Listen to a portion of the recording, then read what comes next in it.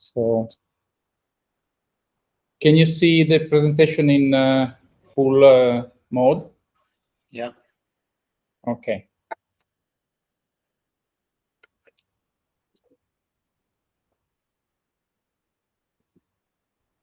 Okay, so I just try to move the slides. No, it's not working.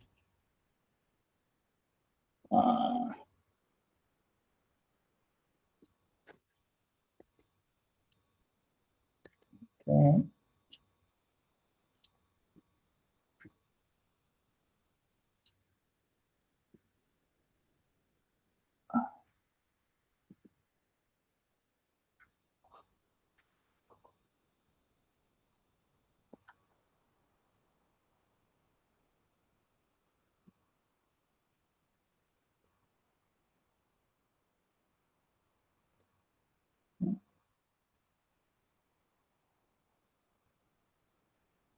I try with the screen because the Windows is not working.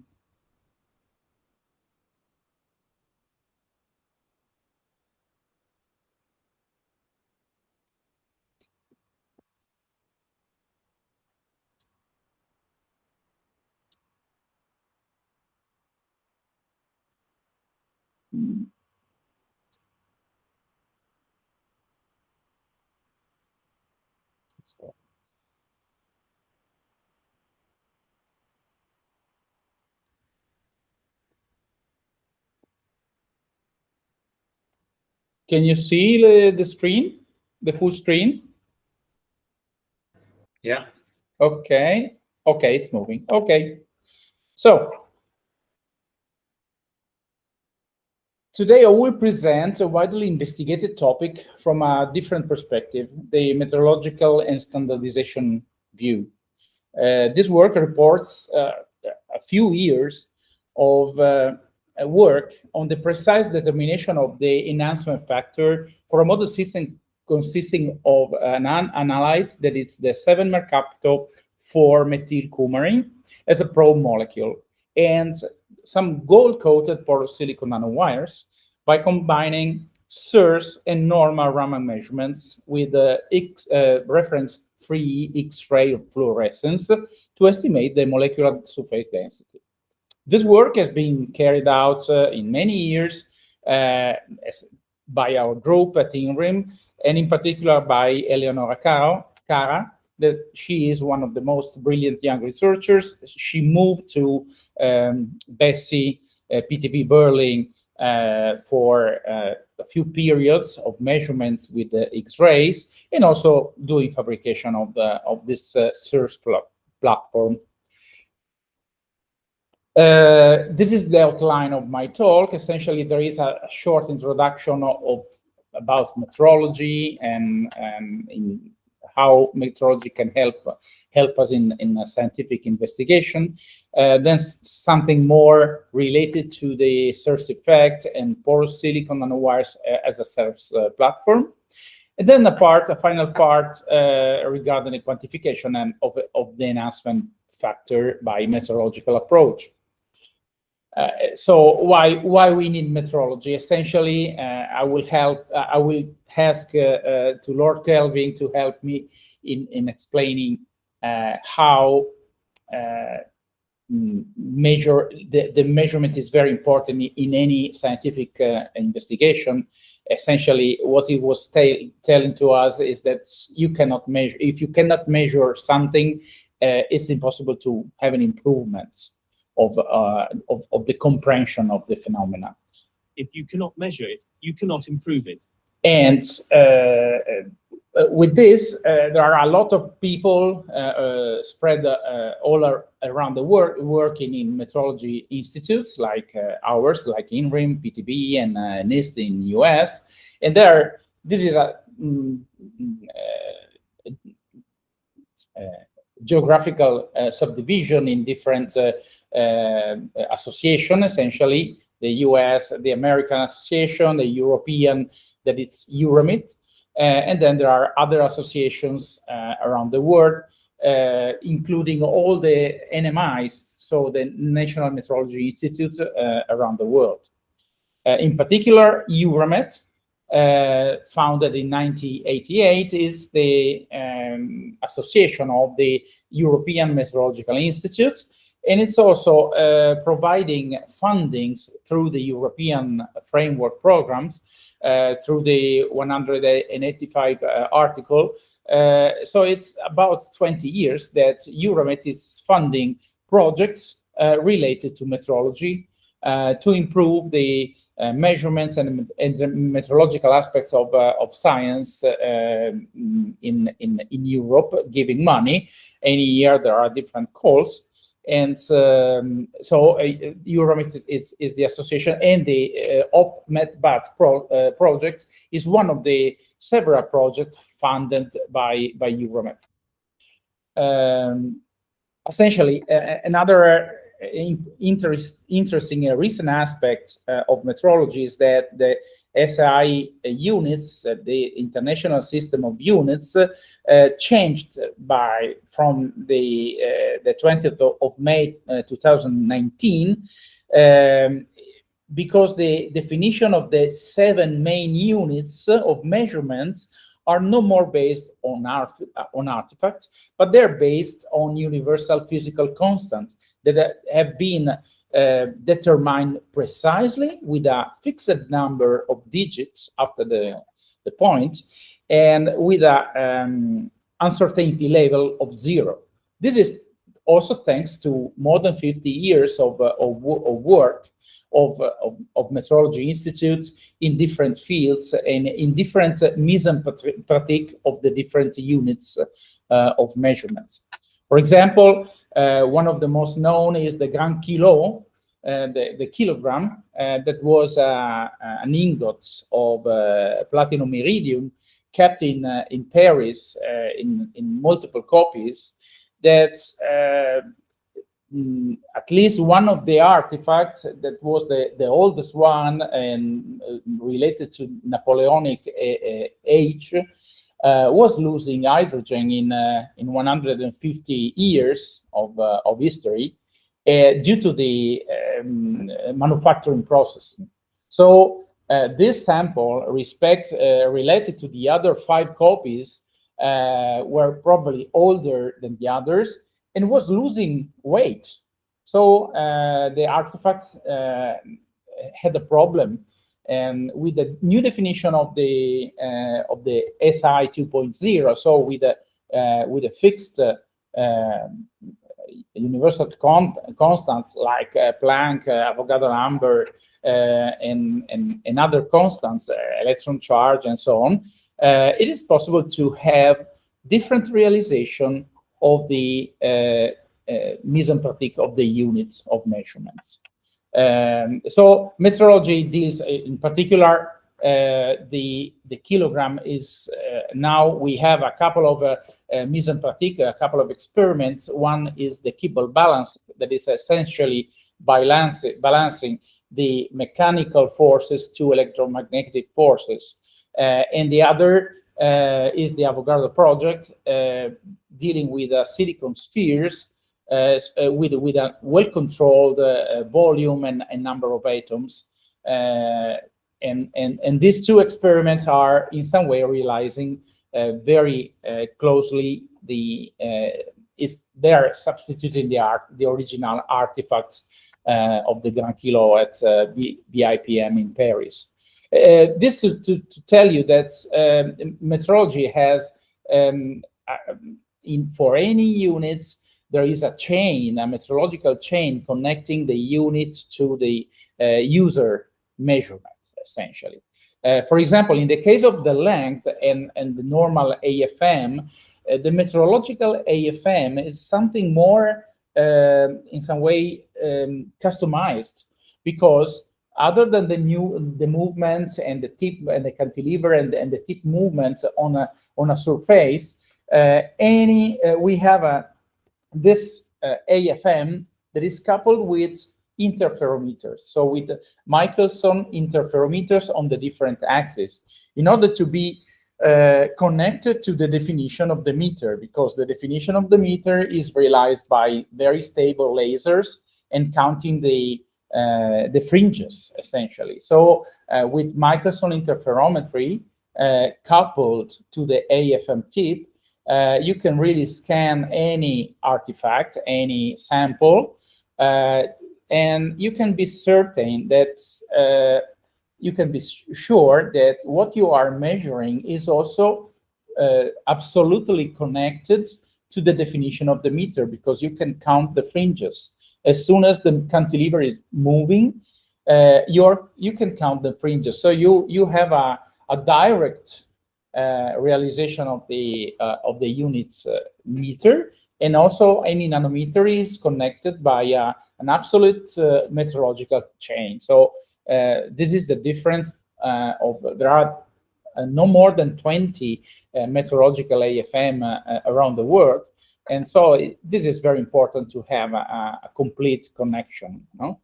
And at different level, for what regards the advanced material, it's not so easy to have this kind of traceability for example, for the length or for the weight, for the kilogram. So we tend to work on the standardization of materials and advanced material. In this case, the VAMAS organization is it's a very interesting reality. This was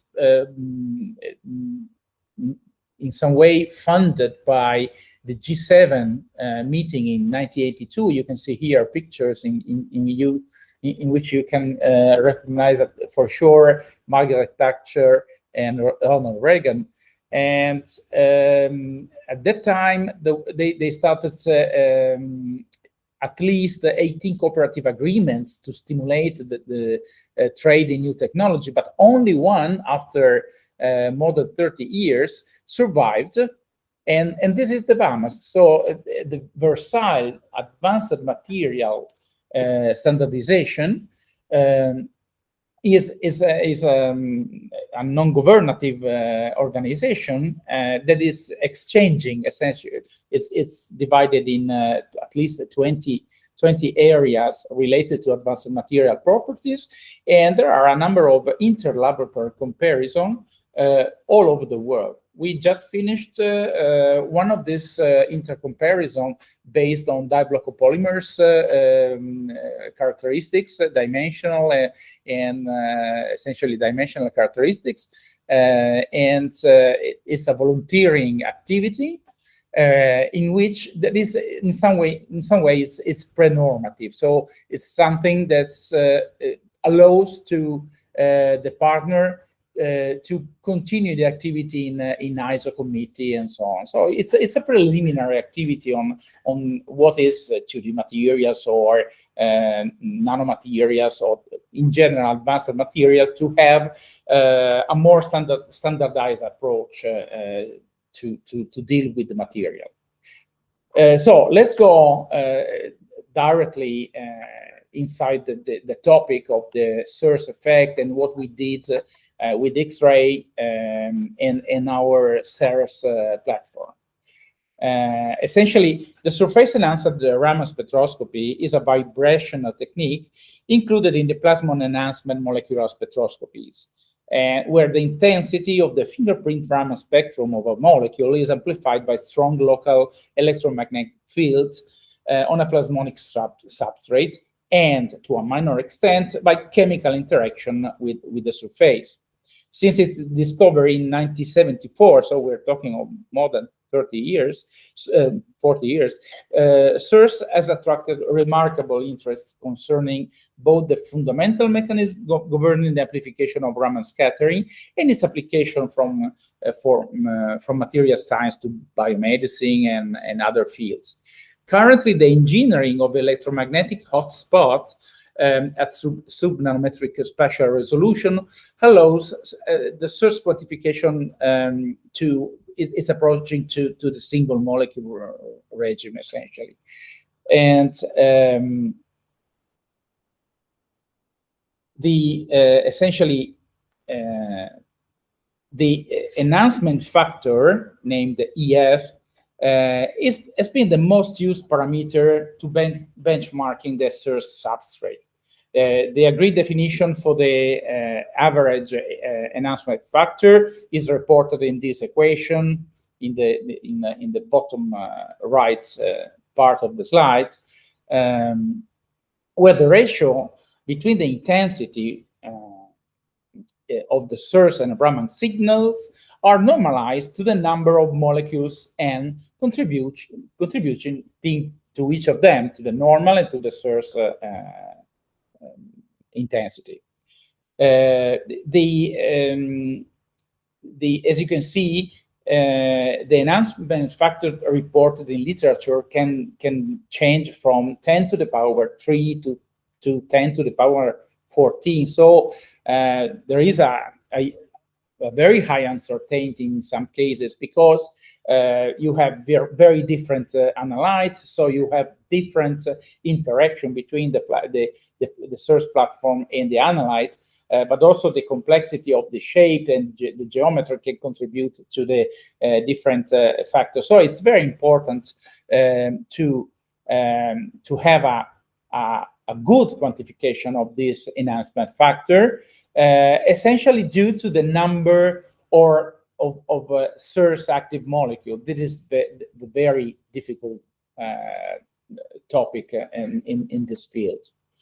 So, because in any case, if you are underestimating the number of molecule, you can have an overestimation of the enhanced factor and vice versa.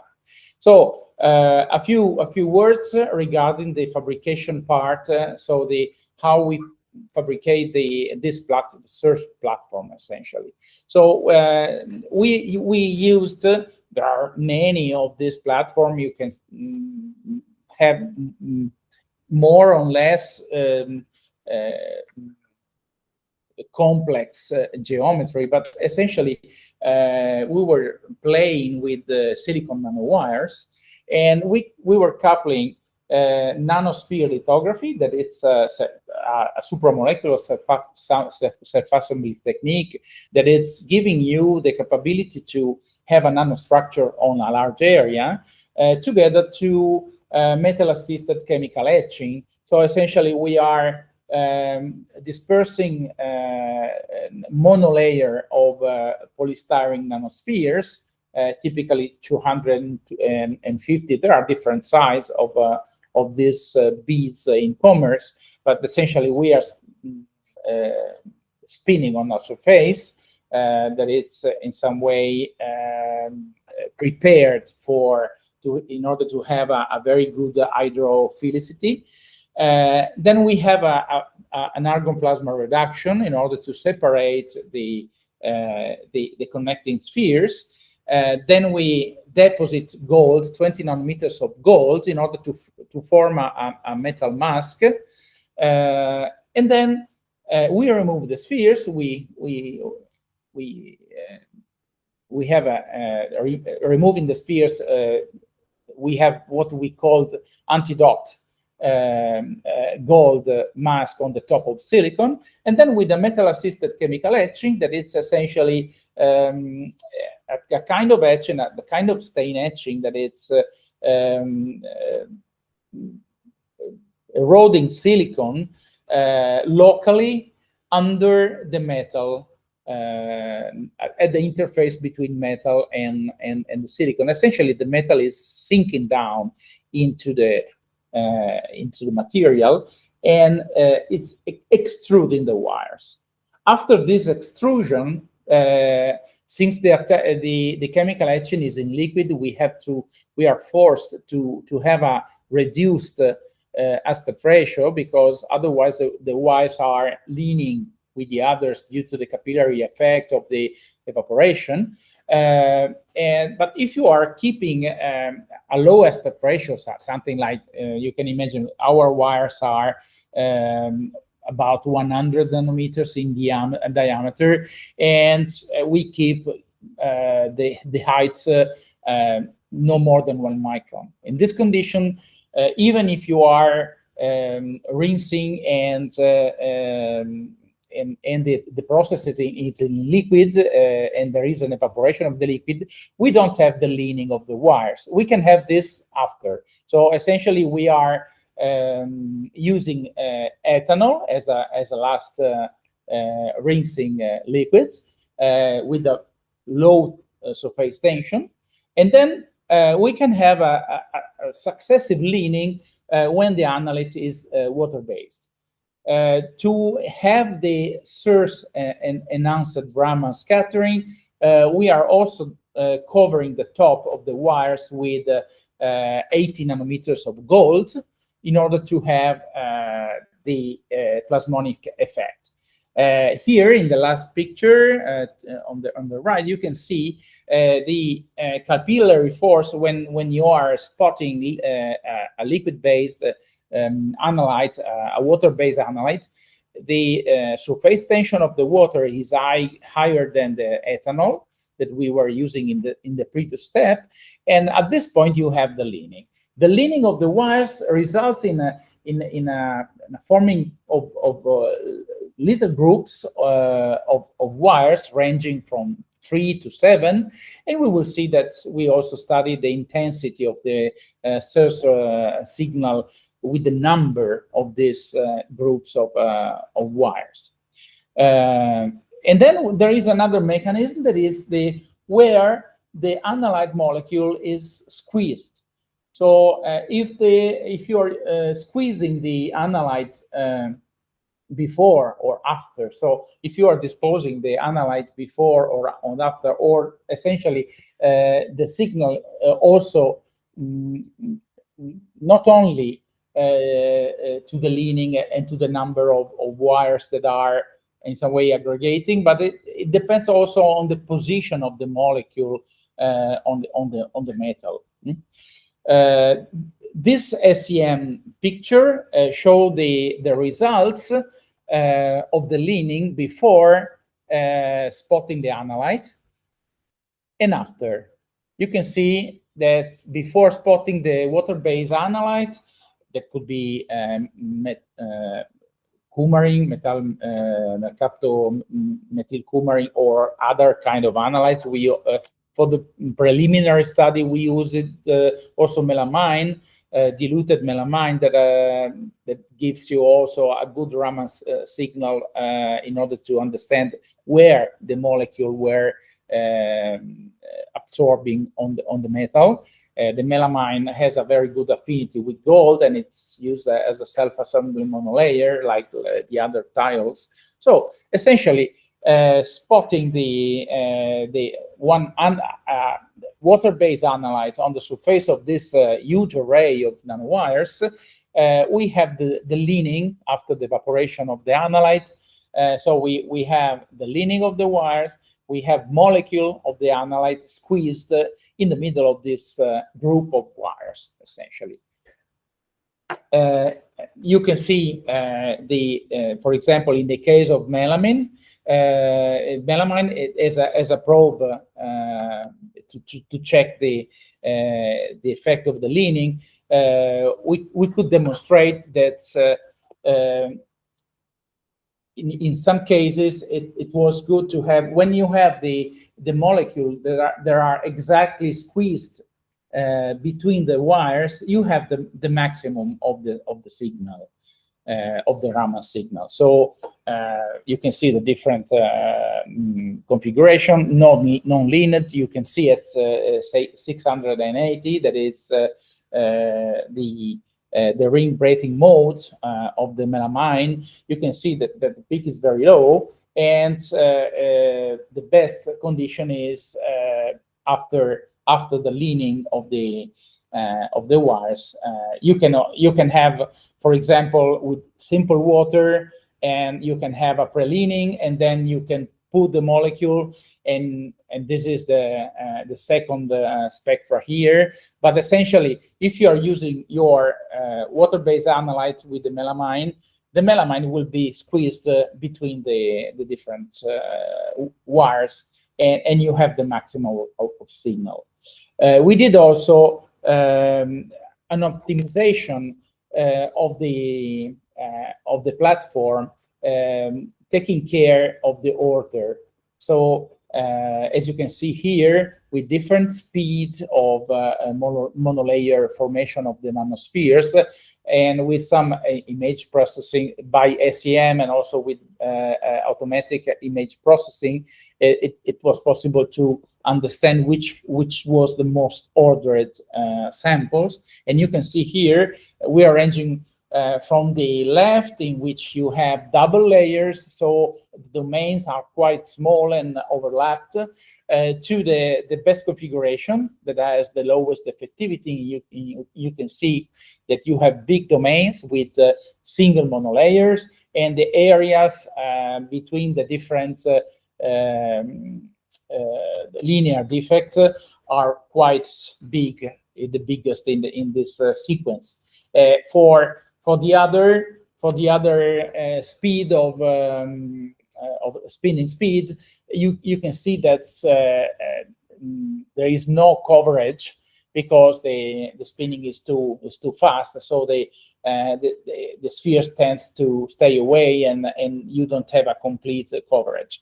And this is reflecting also the Raman intensity. So with the same samples, you can see that the number one is the highest signal. This is due to the uniformity and to the low defects, the low number of defects, essentially. And another aspect, using correlative microscopy, so essentially Raman mapping plus SEM, it was possible to have an intensity map, a Raman intensity map, and it was possible to understand that the highest spots were related to 5 group of wires, rather than more than 5 or only 2 or 3. So and this was also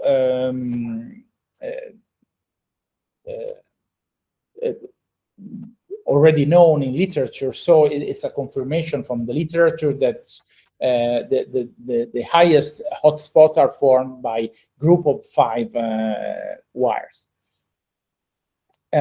With this, we go finally to the real part of quantification of the enhancement factor. So we have to talk about this parameter, this factor.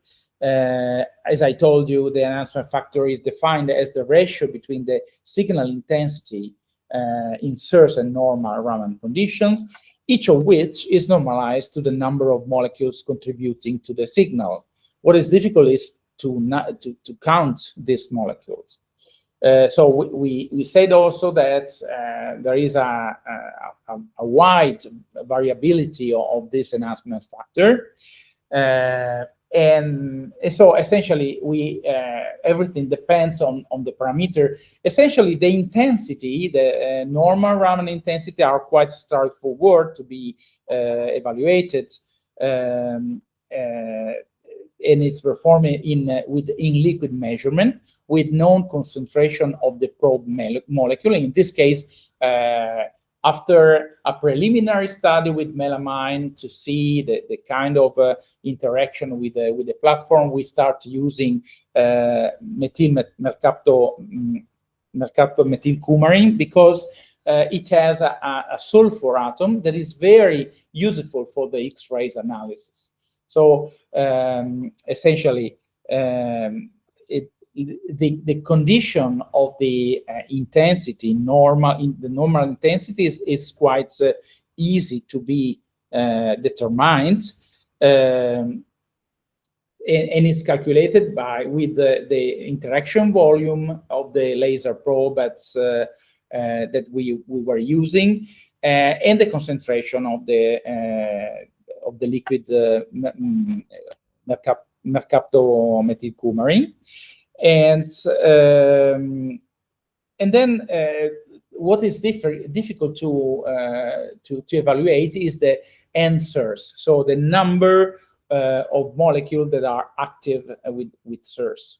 And this is quite challenging. It depends by a number of effects, like the kind of absorption and the morphology.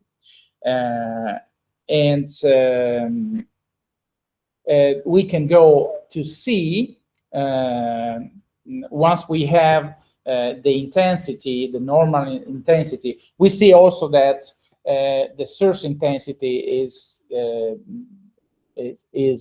obtained by, in the same band. We can have the comparison between the normal Raman intensity and the SERS intensity. We can see here we have a huge difference in the two peaks. But what is really difficult is the evaluation of the SERS. So there are generally in literature, the SERS is the composition of different geometrical factors and the molecular density on the surface. And generally in literature, this is an assumption that is based on different configuration, essentially. And this factor, mu-mol, has a very high uncertainty. So we tried to measure rather than having a geometrical assumption. So essentially, we can see that the number of active SERS molecules can be calculated and by a number of geometrical parameter like AM, that is essentially the metal surface area of the single nanowire, and this is easy to be obtained by AFM measure, SEM and AFM analysis and measurement. So we calculated this area in the case of one single nanowire. Then we have group of nanowires. So essentially, we have the mu with M, that is the density of SERS active nanostructures per unit area. And this also is given by the SEM image processing. And essentially, the area is, we have 5 wires essentially in 14.8 square micrometer. And then we have the area, the effective area of the excitation volume that is given by the microscope working condition with a 20 per microscope at 780 nanometers. And this involves about 65 nanowires of the dimension we are using. That is about 100 nanometers in diameter. So essentially, you can have different hypotheses on the mu-mol, that is the most misestimating factor of this group of parameter, and we try to measure by X-ray analysis. Essentially, you can see that with a simple assumption of a mercaptomethylcoumarin molecule on the surface, you can have different arrangements. You can consider only the circular area that is the projection of the steric molecule, or you can also think a rotation of the molecule. In this case, the area is higher. Or you can have only a simple vertical arrangement or different lateral arrangement. And this can give you something like 3.5 in intensity from one configuration to the other. So it's important also in this case, we try to have a real measurement by X-ray, but also we perform some model, some calculations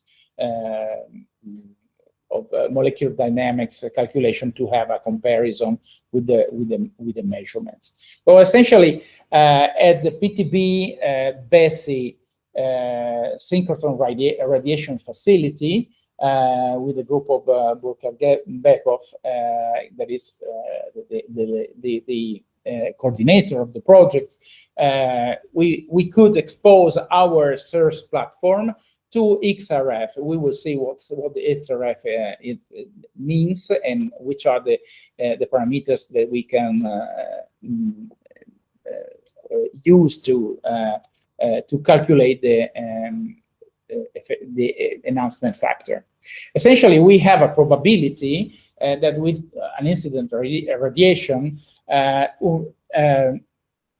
electron of the sulfur in the molecule, in the probe molecule, can be extracted, and we have a certain probability to have a photon emitted by the different orbitals, the K alpha and K beta orbital. And this for the sulfur atom, that is the real probe of our molecule. There are many configuration of the X-ray spectrometry, and any of this configuration can give you different information. For example, you can, with resin incidence XRF, you can have indication of and information about the concentration, the contamination, the quantification of nanolayers, and so you can do also depth profile with X-ray standing wave. So there are different lines in BESI. That is the Helmholtz synchrotron radiation, in which PTB has a part of this synchrotron radiation facility that is completely metrological. So from the detector, the flux of X-rays, everything is well known, and it's possible to have a reference-free analysis of the samples. Essentially, for the experimental quantification of mu-mole, we use X-ray fluorescence. There is a non-destructive characterization of the elemental composition of a material. The XRF quantification allows to convert the photon count of the fluorescence, that is PSK, the fluorescence of a target element in the molecule in its elemental surface density by using a priori knowledge of the atomic fundamental parameters related to the fluorescence signal and the parameters for the calibrated instrumentation. For the quantification of mercato methylcoumarin molecule displayed here on the right, that is here in the center, we selected sulfur as a convenient target element. And we converted this elemental surface density in a molecular surface density, because only any molecule of mercato methylcoumarin contains one sulfur only. At this point, we have the molecular surface density by this formula, where in this formula, as I told you, PSK is the photon counts, omega SK is the fluorescence yield of the K shell of the sulfur, tau SK is the photoionization cross-section, given the probability that an incident X-ray photon removes one of the K shell electrons. Epsilon SK is the efficiency of the radiometrical calibrated fluorescence detector at the energy of the sulfur. And there is also a normalization factor, including the angle of incidence and the solid angle of detection. Then we have phi, that is the photon flux, and then we have geometrical parameters. We essentially the solid angle, and K is a dimensional factor related to the roughness of the of the sample, essentially. So from this, we could extract the molecular surface density, and the value that we found for mu-mol and SERS, and consequently on the enhancement factors, are perfectly in line with the molecular dynamics simulation we did. So this is a very good result. The work is not complete with this, because we used only one analyte and one platform. So we extended also this work to different analytes, like mercapto andecanoic acid, the mercapto propionic acid, in order to have different configurations, different interaction.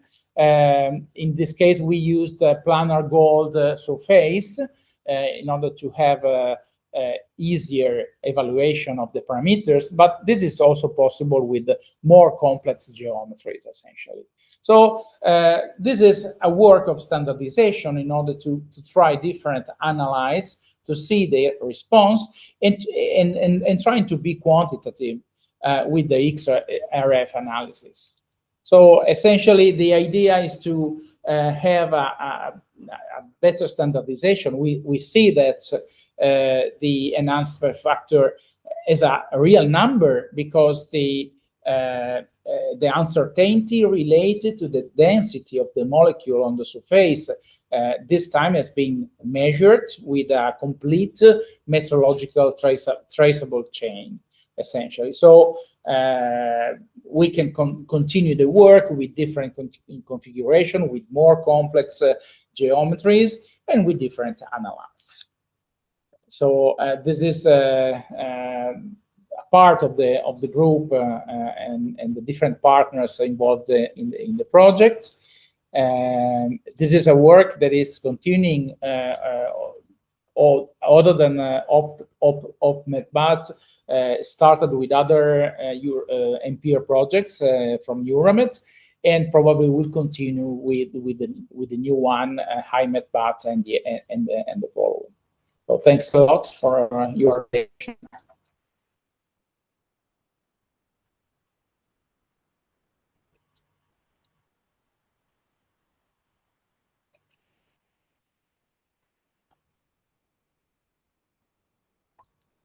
And I will stop the recording